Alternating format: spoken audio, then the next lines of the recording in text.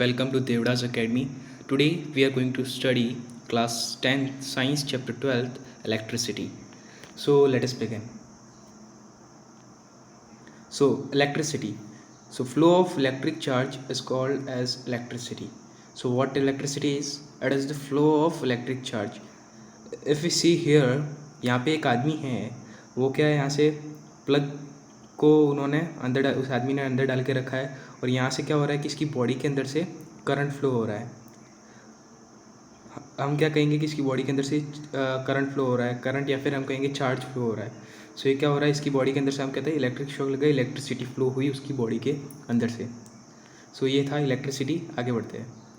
फिर आगे है चार्ज। तो चार्ज को किससे रिप्रेजेंट किया जाता है? चार्ज को क्यू से रिप्रेजेंट किया जाता है। और ये चार्ज क्या होता है? प्रॉपर्टी और ऑफ एक्सर्टिंग और experiencing force on the other body. So ये क्या है, एक प्रॉपर्टी है एक्सर्ट करने का या फिर एक्सपीरियंस करने का force on the other body. So किसकी प्रॉपर्टी है? मटेरियल की प्रॉपर्टी है, जिससे कि वो किसी ऑब्जेक्ट के ऊपर एक्सर्ट करता है फोर्स को, या फिर उस ऑब्जेक्ट से अपने ऊपर फोर्स को एक्सपीरियंस करता है। इसकी ऐसा यूनिट है कूलम, और जो इसका फॉर्मूला है वो है Q equals to NE। So N क्या है यहाँ पे? कोई भी नेचुरल नंबर है, 1 2 3 एट्सेट्रा। और E क्या है? E equals to 1.6 into 10⁻⁻19 coulomb. Basically E है इलेक्ट्रॉन, ठीक है, और एक इलेक्ट्रॉन में इतने कूलम होता है चार्ज। फिर आता है एक कूलम। सो एक कूलम के अंदर कितने इलेक्ट्रॉन्स होते हैं? 6 इंटू 10⁻18 इलेक्ट्रॉन्स। अब जो चार्ज है, तो चार्ज की प्रॉपर्टी पढ़ते हैं अपन।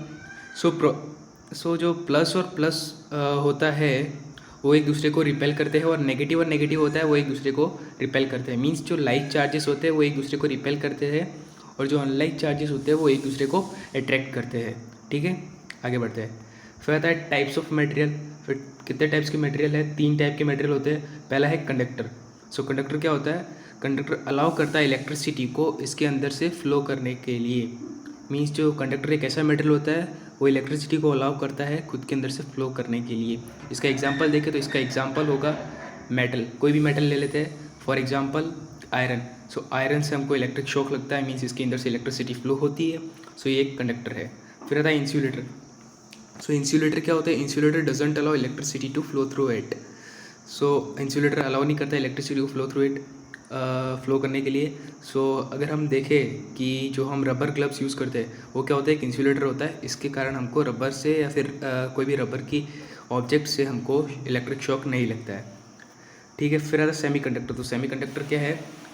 एट रूम टेम्परेचर ये क्या रहता है? एक कंडक्टर रहता है, लेकिन एट लो टेम्परेचर ये क्या बन जाता है? एक इंसुलेटर बन जाता है। मीन्स जब रूम टेम्परेचर होगा तब तो एक कंडक्टर बना रहेगा, लेकिन जब टेम्परेचर लो हो जाएगा तब एक इंसुलेटर होता है। ये किसकी प्रॉपर्टी है? एक सेमी कंडक्टर की, ठीक है। फिर आता है note. Presence of free electrons in a conductor makes it a conductor of electricity. So presence of free electrons होते किसी भी कंडक्टर के अंदर, वो उसको क्या करते हैं? एक कंडक्टर बनाते हैं इलेक्ट्रिसिटी का। जैसे कि हम देखें आयरन। सो आयरन कंडक्टर कैसे है इलेक्ट्रिसिटी का? उसके अंदर फ्री इलेक्ट्रॉन्स है जो कि इलेक्ट्रिसिटी को उसके अंदर से फ्लो करने देते हैं, जिसके कारण ये कंडक्टर होता है, ठीक है। आगे बढ़ते हैं। आगे आता है इलेक्ट्रिक करंट।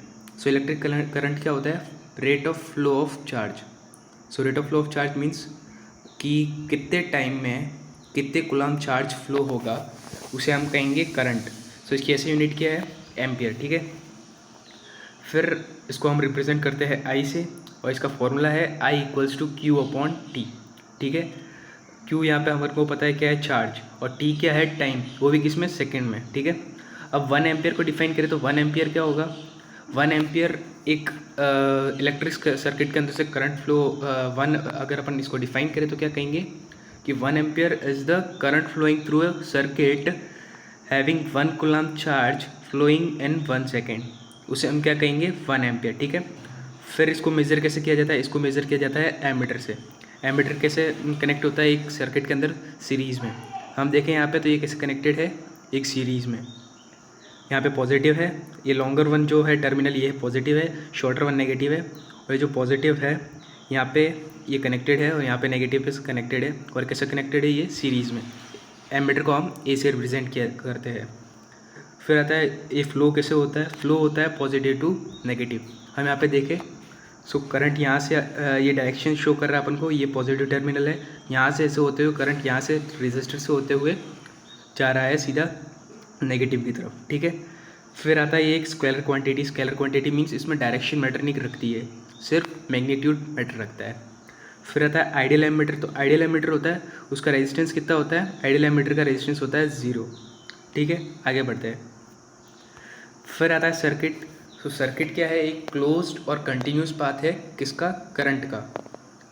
मीन्स यहाँ पे अगर अपन देखें तो एक सर्किट है, क्लोज्ड है, एक कंटिन्यूस पाथ है किसका, करंट का, क्योंकि इसके अंदर से करंट फ्लो हो रही है, तो उसे हम कहेंगे इलेक्ट्रिक सर्किट। ये सर्किट है और ये इसकी डेफिनेशन है, ठीक है। फिर आता है सर्किट डायग्राम। तो सर्किट डायग्राम क्या होता है, schematic diagram in which different components of this circuit are represented by their symbols. Means जो एक डायग्राम है, स्कीमेटिक डायग्राम, जिसके अंदर की डिफरेंट कंपोनेंट्स होते हैं एक सर्किट के, उनको रिप्रेजेंट किया जाता है सिंबल्स के थ्रू। यहाँ पे अपन देखें तो जैसे ये एमीटर है, इसको कैसे रिप्रेजेंट किया गया है, ए से। बैटरी को ऐसे रिप्रेजेंट कर दिया गया है, यहाँ पे प्लग की को ऐसे रिप्रेजेंट कर दिया गया है, वायर को ऐसे रिप्रेजेंट कर दिया है, और रजिस्टर को ऐसे, ठीक है। फिर आता है एक नोट है, difference in potential difference between 2 points. So difference in potential difference between 2 points initiates the charge flow. Potential difference क्या है, ये अगर ये हम आगे पढ़ेंगे, लेकिन जो पोटेंशियल डिफरेंस की जो 2 पॉइंट्स होते हैं किसी भी सर्किट के अंदर, जो 2 पॉइंट्स होते हैं उनके बीच में जो पोटेंशियल डिफरेंस के अंदर जो डिफरेंस होता है, वो क्या करता है, चार्ज फ्लो या फिर करंट को इनिशिएट करता है। आगे बढ़ते हैं। आगे है इलेक्ट्रिक पोटेंशियल। इलेक्ट्रिक पोटेंशियल क्या है, work done per unit charge in bringing the charge from infinity to a point against the electrostatic force. Means जो वर्क किया जा रहा है किसके ऊपर, पर यूनिट चार्ज पे, किसके लिए, लाने के लिए, ब्रिंग करने के लिए, किसको, चार्ज को इन्फिनिटी से किसी भी एक पॉइंट में जो कि सर्किट के अंदर है, वो किसके अगेंस्ट है, इलेक्ट्रोस्टैटिक फोर्स के अगेंस्ट है। उस पॉइंट के वहाँ पे लेके जाने का जो वर्क डन है उसको हम क्या कहेंगे, इलेक्ट्रिक पोटेंशियल। फिर आता है electric potential difference. So electric potential difference क्या, work done to move unit charge from one point to another. So इसमें क्या था, इन्फिनिटी टू एक पॉइंट था जो कि अगेंस्ट था किसके, इलेक्ट्रोस्टैटिक फोर्स के, उसका जो वर्क डन था उसको कहा जाता है इलेक्ट्रिक पोटेंशियल। और पोटेंशियल डिफरेंस हो जाता है इलेक्ट्रिक पोटेंशियल डिफरेंस कि यहाँ पे वो वर्क होता है एक यूनिट चार्ज को लाने के लिए एक पॉइंट से दूसरी तरफ। यहाँ पे इतना डिफरेंस है कि यहाँ पे इन्फिनिटी से किसी एक पॉइंट की तरफ लेके जाते हैं, यहाँ पे कोई एक फिक्स डिफाइंड पॉइंट से दूसरे डिफाइंड पॉइंट पे लेके जाते हैं। सो हो जाता है वो इलेक्ट्रिक पोटेंशियल डिफरेंस। फिर आता है कि इसका फॉर्मूला क्या है, इसको हम रिप्रेजेंट करते हैं वी से हम इसको रिप्रेजेंट करते हैं। और जो इसका जो फॉर्मूला है वो है V इक्वल्स टू W/Q। यहाँ पे W किसके लिए है, ये वर्क के लिए है W, और जो Q है वो चार्ज के लिए है। फिर इसकी ऐसे यूनिट होती है वोल्ट्स। फिर आगे बढ़ते हैं, आगे आ जाता है electric potential difference. So electric potential difference वही है, उसके आगे पढ़ रहे हैं अपन। फिर आता है इसको मेज़र कैसे किया जाता है, इसको मेज़र किया जाता है वोल्ट मीटर से, और ये होता है कनेक्टेड पैरेलल। जैसे अपन यहाँ पे देख रहे हैं कि voltmeter connected in parallel with the resistor.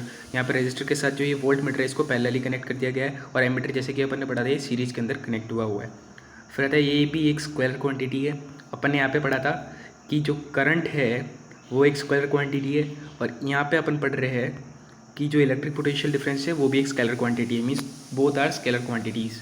Then 1 volt को अपन डिफाइन करेंगे तो 1 वोल्ट किसके इक्वल होता है, 1 volt is equal to the potential difference between the 2 points in a circuit in which 1 joule work is done in bringing 1 coulomb of charge from one point to another। उसको अपन define करेंगे 1 volt को, ठीक है। फिर आता है कि ideal volt meter क्या है, आइडियल वोल्ट मीटर है उसका जो क्या है, रेजिस्टेंस कितना है, इनफाइनाइट रेजिस्टेंस है। आइडियल वोल्ट मीटर का इनफाइनाइट रेजिस्टेंस है। और यहाँ पे अपन ने पढ़ा था कि जो आइडियल एम मीटर है उसका 0 रेजिस्टेंस है, ठीक है। अब अगर अपन आगे बढ़े तो आगे है यहाँ पे कंपोनेंट्स इन अ सर्किट। जो सर्किट के अंदर जो कंपोनेंट्स है जो अपन ने पढ़ा था यहाँ पे कि जो सर्किट्स एक जो होता है सर्किट डायग्राम, उसके अंदर क्या किया जाता है, उनको अपन सिंबल से रिप्रेजेंट करते हैं। अब अपन इन सिंबल्स के बारे में पढ़ेंगे, ठीक है। यहाँ पे देखिए अपन, तो सबसे पहले सिंबल है, अपन जनरली देखेंगे तो एक सिंपल इलेक्ट्रिक सर्किट होता है, अपन को देखने में ऐसा होता है, लेकिन हम ऐसा 3D उसको बना नहीं सकते हैं। तो अपन जनरली उसको क्या करते हैं, रिप्रेजेंट करके उसको बनाया करते हैं। तो उसी तरीके से उसके लिए अपन को ये सिम्बल्स की ज़रूरत पड़ती है। फिर देखिए कि एक इलेक्ट्रिक सेल है, उसको कैसे बनाया जाएगा सिंबल, उसका सिंबल कुछ इस तरीके से होगा। और जब एक बैटरी होगी या फिर कॉम्बिनेशन ऑफ सेल होता है, यहाँ पे कॉम्बिनेशन ऑफ सेल क्यों कहा गया है, क्योंकि एक बैटरी क्या होती है, कॉम्बिनेशन ऑफ 2 और मोर सेल कंबाइंड टुगेदर, उसको अपन क्या कहते हैं, बैटरी। सो वही यहाँ पे किया गया है, यहाँ पे 3 सेल्स को कनेक्ट कर दिया गया है विद ईच अदर, जिससे एक बैटरी बन गई, ठीक है। फिर आ गया प्लग की और स्विच।